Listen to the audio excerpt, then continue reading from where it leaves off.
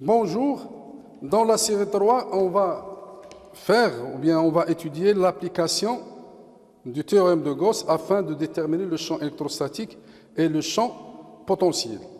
Le théorème de Gauss, il confirme que le flux d'un champ électrostatique, à travers une surface fermée qui englobe des charges, donc ce flux est égal à les charges qui se situent à l'intérieur de cette surface-là sur epsilon 0.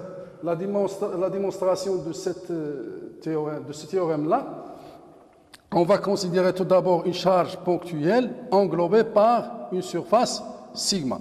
Cette surface sigma est dite surface de Gauss. Okay? En un point sur cette surface M, la charge Q, elle va créer un champ électrostatique E, qui est porté par ER. Okay? Et en ce point M, on a ici la normale de la surface. Donc vous avez ici ds qui est porté par la normale, est égal à ds, la normale. Okay? Donc, on a ici ce qu'on appelle l'angle solide avec lequel on peut avoir ds à travers d'un point où se situe mon Q. Donc ici, c'est d de oméga. Avec d de oméga, c'est l'angle solide. Donc, le flux de E, okay, créé par Q à travers cette surface ds, l'intégrale suivant la surface de Gauss est égale double intégrale S selon la surface de Gauss, donc de E à quoi est égal à Q sur 4pi epsilon 0 R au carré ER. Okay? Donc avec R, c'est la distance entre le point P, si vous voulez, et le point M. Okay? Donc, ER, c'est collinéaire au vecteur position PM, multiplié par ds fois la normale. Et ça est égal à le flux à travers cette surface de Gauss de Q 4pi epsilon 0 ER à ds divisé par R au carré, et cette quantité-là, c'est ce qu'on appelle l'angle solide. OK? Donc, à travers la surface tout entière, l'angle solide avec lequel on peut voir l'espace tout entier est égal à 4pi stéradian. Q sur 4pi epsilon 0, c'est une constante. Donc, Q sur 4pi epsilon 0, l'angle solide avec lequel on voit tout l'espace est égal à d de oméga, et ça est égal à 4pi stéradian. Donc Q sur 4pi epsilon 0 multiplié par 4pi est égal à Q sur epsilon 0. Maintenant, si on ajoute une autre charge, par exemple ici, donc si ça c'est Q', situé en point P', donc le champ créé par cette charge ici, c'est E', ok? Et ici vous avez la distance C R', donc le flux Φ' à quoi est égal? Le Φ' est égal à E' ds, ok? ds est égal, de la même façon, est égal à Q sur 4pi epsilon 0 double intégrale de d de oméga prime, au long de toute la surface de Gauss. Donc ça est égal à 4pi, donc est égal à Q' sur epsilon 0. Donc le flux total pour ces deux charges, donc le flux total est égal à phi plus phi', est égal à l'intégrale de E plus E' ds, ok, surface de Gauss, au long de surface de Gauss, est égal à Q plus Q' sur epsilon 0. Donc, ça c'est pour de charges ponctuelles. On peut le généraliser pour un ensemble de charges. Et pour cela, donc le flux total si vous voulez, ou bien le flux tout simplement, est égal à sigma dphi est égal à Q sigma de QI sur epsilon 0. Sigma de QI, je peux le noter Q intérieur sur epsilon 0. Et ça, c'est le théorème de Gauss. Si par exemple on prend une autre distribution, par exemple une distribution continue, par exemple linéique, voilà, linéique, donc chaque dq, il va voir cette surface avec un d de oméga, oméga 1 par exemple, pour ici pour P1, ok?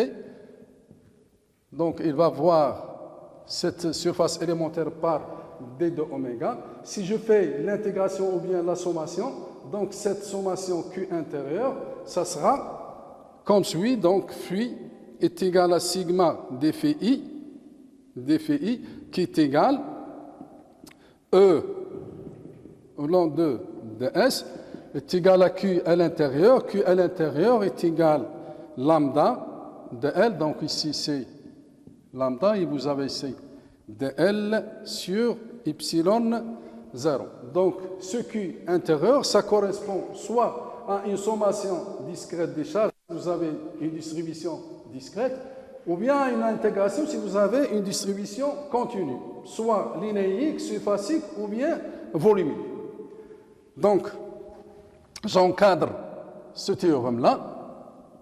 Donc, je répète, donc, le flux d'un champ électrostatique à travers une surface englobant un ensemble de charges est égal à l'ensemble la somme de ces charges-là divisé par epsilon 0. Et cette surface-là, elle peut être de n'importe quelle forme. Donc, pour appliquer ce théorème, il faut tout d'abord, ou bien il faut souvent choisir une surface qui est très simple à calculer, ok, de telle façon que le flux soit abordable. Ok. Donc, pour appliquer le théorème de Gauss, on va passer de certaines étapes. Donc, la première étape, il faut étudier la symétrie de la distribution. Okay? Tout d'abord, une symétrie de la forme, c'est-à-dire de la géométrie. Par exemple, si vous avez une symétrie axiale, c'est-à-dire vous avez, par exemple, un axe ici, Z, okay? Et vous avez une symétrie, ce qui se trouve ici, se trouve là. Okay? Ce qui se trouve ici, se trouve ici. Donc, vous avez ici une symétrie axiale, suivant l'axe OZ. Okay? Dans ce cas-là, les coordonnées les plus adéquates sont les coordonnées cylindriques. Donc, le choix des coordonnées,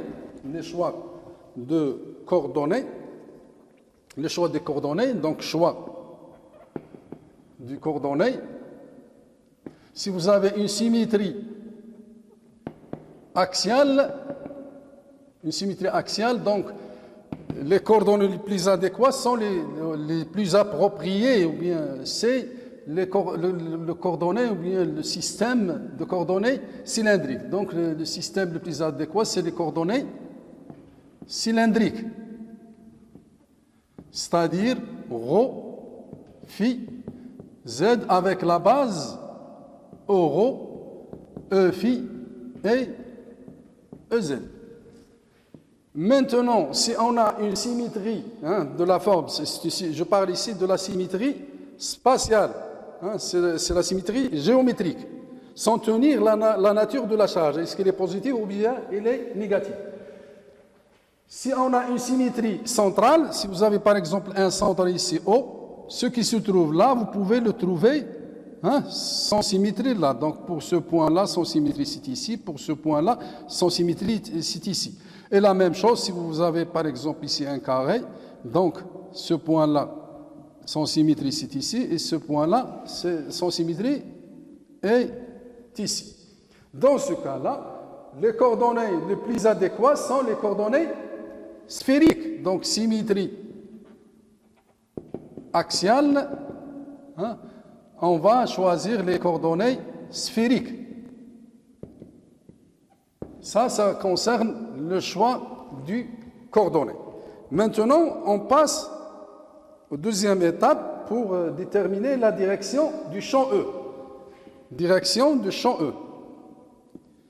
Direction du champ E.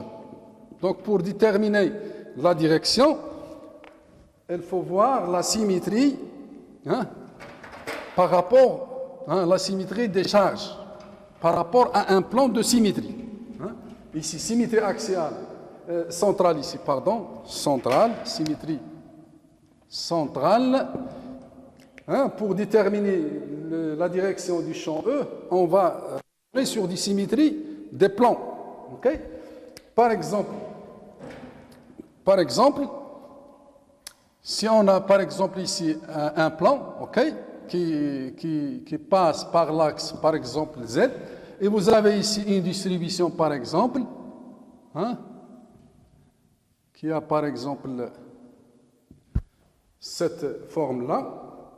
Si vous avez ici des charges positives, par exemple ici des charges positives, donc on a de même nature, ok?